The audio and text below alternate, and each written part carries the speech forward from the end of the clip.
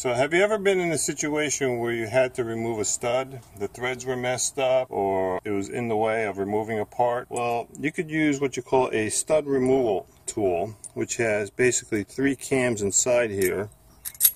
And when you turn it either clockwise or counterclockwise, it grabs the body of the stud and then will turn it as though it were a bolt.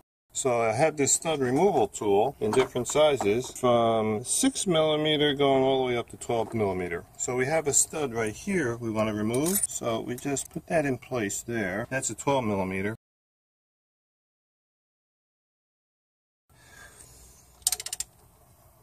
And then the cams will catch the body of the stud and then we'll start to move it.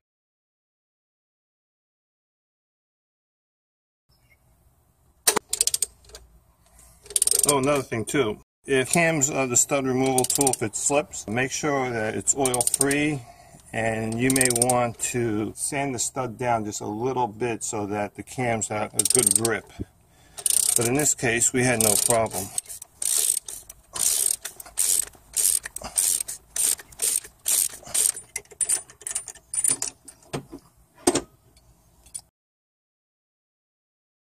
Okay, this stud got stuck a little bit, so just use some vice grips.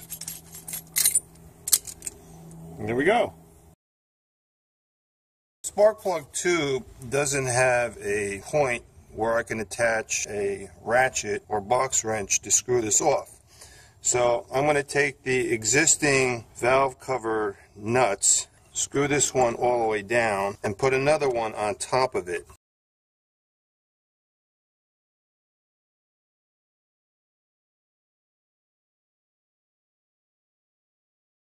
Hold the top nut in place while I apply tension counterclockwise.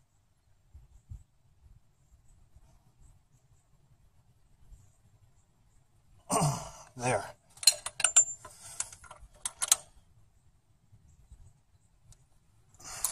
Just go faster, I'll use my electric ratchet wrench. There we go.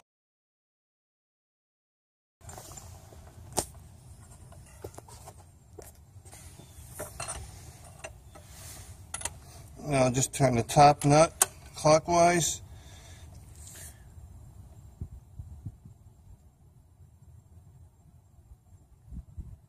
Okay.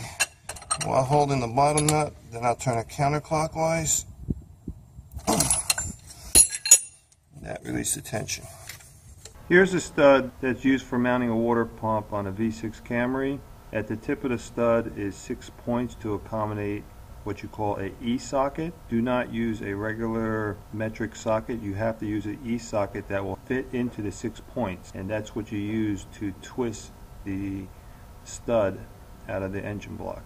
You can use the stud removal tool, but don't use vice grips. They mar the surface of the stud and they'll probably slip anyway. So you have 3 possible methods of removing studs. Use a stud removal tool, an E-socket, or 2 nuts joined together.